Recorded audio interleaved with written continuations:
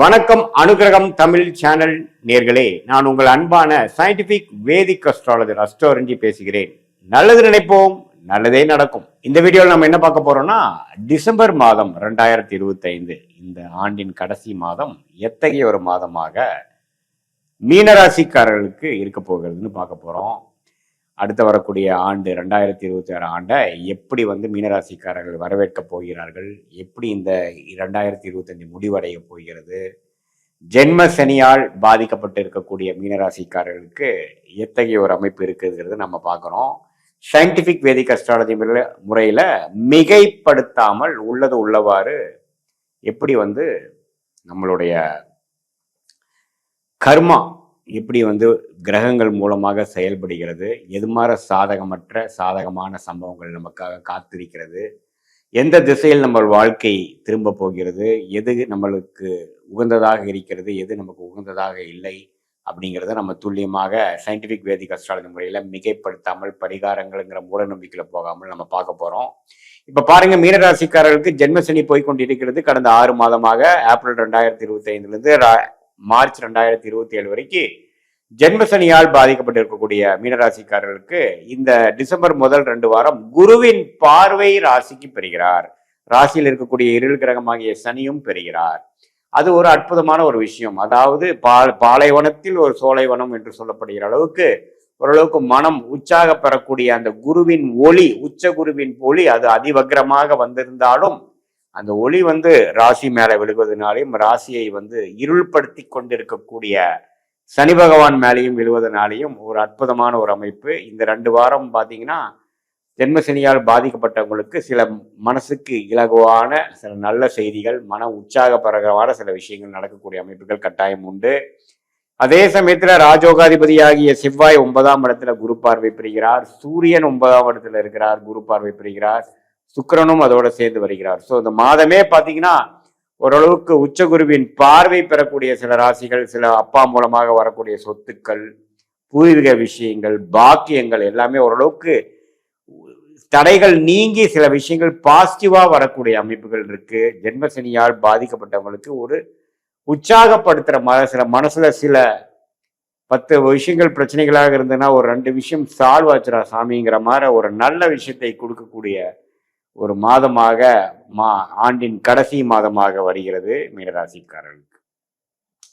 So அதுக்கப்புறம் மாதத்தின் இறுதியில பார்த்தீங்கன்னா குரு அதிவக்ரத்தை முடித்துக்கொண்டு 4ஆம் இடத்துக்கு போய் தொழில் டெவலப்மெண்ட், தொழில் உத்வேகம், வேலை, தொழில் படிக்கிறவங்களா இருந்தால் அவங்களுடைய படிப்பு அது மாதிரி விஷயத்துல கான்சென்ட்ரேஷன் கொடுக்கக்கூடிய அமைப்புகள் கொடுக்குறார். ஸோ குருவின் பார்வை புதனுக்கு கிடைப்பதனால மாணவர்கள் நல்லா படிக்கக்கூடிய அமைப்புகள், வெளி மாநிலம் வெளிநாடு போகக்கூடிய அமைப்புகள் இதெல்லாம் நல்லா கொடுக்கக்கூடிய அமைப்புகள் இருக்கு. மீனராசிக்காரர்களுக்கு பார்த்தீங்கன்னா இந்த ஜென்மசனியில சில பாசிட்டிவான சில சேஞ்சஸ், சில கான்டாக்ட்ஸ், சில டிராவலிங் மூலமாக சில பெனிஃபிட்ஸ் வரக்கூடிய அமைப்புகள்லாம் இருக்கதான் செய்கிறது.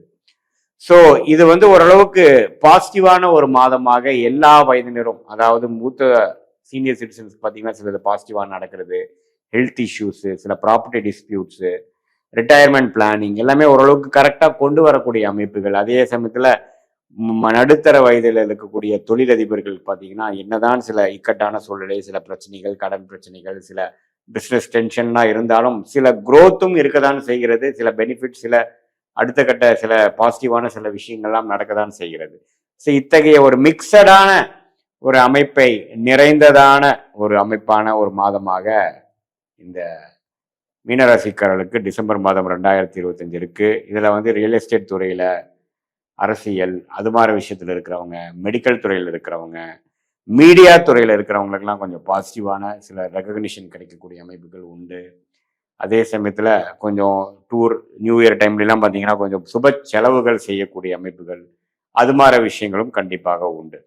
ஸோ எல்லாம் கூட்டி கழிச்சு பார்க்கும் பொழுது என்னதான் ஜென்மசனியால் பாதிக்கப்பட்ட மீனராசிக்காரர்களாக இருந்தாலும் இந்த கிரகத்தின் சஞ்சாரம் ராகு 12ஆம் இடத்திலும், கேது 6ஆம் இடத்திலும், குரு 4ஆம் இடத்திலும், சனி ராசியிலும் இருந்து சில விஷயங்கள் இந்த அதிசார பயிற்சியான குரு மூலம் சில பெனிஃபிட்ஸ் பெறக்கூடிய அமைப்புகள் மீனராசிக்காரர்களுக்கு மனம் இலகு ஆகுதல், சில பிரச்சனைகளிலிருந்து மீண்டு வருவதல், மனம் இருள் அடைந்த மனம் கொஞ்சம் தைரியம் பெறுவதல், சில கான்ஃபிடன்ஸ் பெறுவது, சில கிளாரிட்டி பெறுவது, இது மாதிரி சில அற்புதமான சில விஷயங்கள் கொடுத்து இந்த ஜென்மசனியின் காலத்திலும் சில உத்வேகமும் சில கிளாரிட்டியும் கிடைத்து அது மூலமாக சில விஷயங்களை நமக்கு சாதகமாக முடித்து கொள்ளக்கூடிய அமைப்புகளாக இந்த குருவின் பயிற்சி, குருவின் அதிவகர ஒரு சில காலகட்டங்களாக இருந்தாலும் அதுவுமே சில பெனிஃபிட்ஸ் கொடுக்கக்கூடிய அமைப்புகள் கட்டாயம் உண்டு.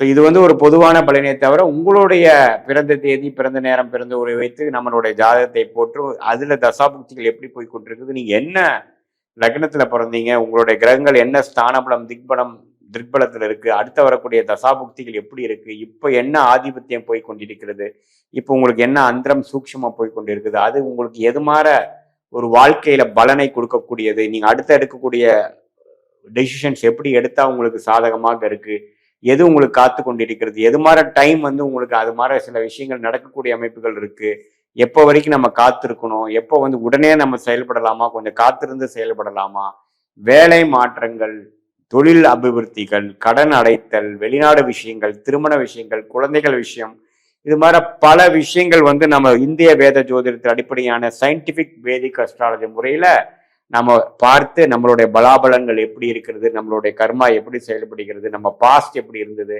அடுத்து வரக்கூடிய ஃபியூச்சர் எப்படி இருக்கும், இமிடியட் ஃபியூச்சர் எப்படி, லாங் டேர்ம் ஃபியூச்சர் எப்படிங்கிறதெல்லாம் நம்ம ஓரளவுக்கு ஒருங்கிணைத்து பார்த்து அது மூலமாக நமக்கு வரக்கூடிய அந்த கிளாரிட்டி மூலமாக நம்ம எடுக்கக்கூடிய முயற்சிகள், அதுக்கு தகுந்த மாதிரி திட்டங்களை தீட்டி எந்த நேரத்தில் எதை செயல்படுத்தலாம், நமக்கு எந்த மாதிரி பிராப்தங்கள் காத்து கொண்டே இருக்கிறது, எந்த துறை நமக்கு நிகரான நல்ல ஒரு அமைப்பை கொடுக்குது, எது மாதிரி விஷயங்கள் நமக்கு சரியா வரலை அப்படிங்கிறதெல்லாம் தெரிந்து நம்ம செயல்பட வேண்டும். இதுல எல்லா வயதினரும், மாணவர்களாக இருந்தாலும் சரி, இளைய வயதினராக இருந்தாலும் சரி, நடுத்தர வயதினராக இருந்தாலும் சரி, இல்லத்தரசிகளாக இருந்தாலும் சரி, மூத்த மகன் பெரியவங்களா இருந்தாலும் சரி, அவங்கவுங்களோட வாழ்க்கையில நடக்கக்கூடிய ஹெல்த் இஷ்யூஸ், வேலை வாய்ப்பு, பண விஷயங்கள், கடன் விஷயங்கள், உடல் உபாதைகள், ரிலேஷன்ஷிப் இஷ்யூஸ், இது எல்லாமே எப்போ எந்த மாதிரி டைம்ல சரியாகுங்கிறது தெரியும் பொழுது நம்ம தேவையற்ற ஃப்ரஸ்ட்ரேஷன், மன சஞ்சலம் பெறாமல் எந்த நேரத்தில் எது செய்யணுங்கிறது தெரிந்து எது மாதிரி பிராப்தங்கள் காத்திருக்குன்னு செய்து நம்மளுடைய தேவையற்ற வீண் பண விரயங்கள், சமய விரயங்களை தவிர்த்து நம்மளுடைய பிராப்தத்தை நாமளே அறிந்து அதுக்கு தகுந்த மாதிரி திட்டங்களை தீட்டி அதுக்கு தகுந்த மாதிரி டைம்லைன்ஸை செய்யப்படும். ஏன்னா இப்போ பார்த்தீங்கன்னா எந்த விஷயங்கள் எந்த நேரத்தில் செய்தால் நல்ல ஒரு பெனிஃபிட் வரும், எந்த நேரத்தில் நம்ம அந்த விஷயத்தை செய்யாமல் இருந்தோம்னா நம்ம தப்பிச்சுக்கலாம் அப்படிங்கிற மாதிரி விஷயங்கள் தான் வாழ்க்கையில வந்து மிகவும் முக்கியம். ஏன்னா காலங்கள் மாறிக்கொண்டே இருக்கிறது, நேற்று மாற இன்னைக்கு இல்லை, இன்னைக்கு மாற நாளைக்கு இல்லை. ஸோ இதில் வைத்து தான் நம்மளுடைய, ஏன்னா நம்மளுடைய பார்த்தீங்கன்னா ஒரு தவறான ஒரு முயற்சியும் பார்த்தீங்கன்னா அதுக்கு ஒரு விலை கொடுக்கக்கூடிய அமைப்பாக இருக்குது. ஒன்றா கால விலை கொடுக்கணும், கால அவகாசம் விரயமாகுது, அல்லது பண விரயமாகுது. ஸோ அதையெல்லாம் தவிர்த்து நமக்கு கரெக்டான நேரத்தில் கரெக்டான முறையில் சயின்டிஃபிக் வேதிக் அஸ்ட்ராலஜி முறையில் நம்ம வந்து பார்த்து அதுக்கு தகுந்த மாதிரி நம்மளுடைய வாழ்க்கை திட்டங்களை திட்டி செயல்படுத்துவேயானால் வாழ்க்கையில் எளிதில் வெற்றி பெற முடியும் என்று சொல்ல விரும்புகிறேன். மீண்டும் மற்றொரு காணொலியில் சந்திப்போம். நன்றி, வணக்கம்.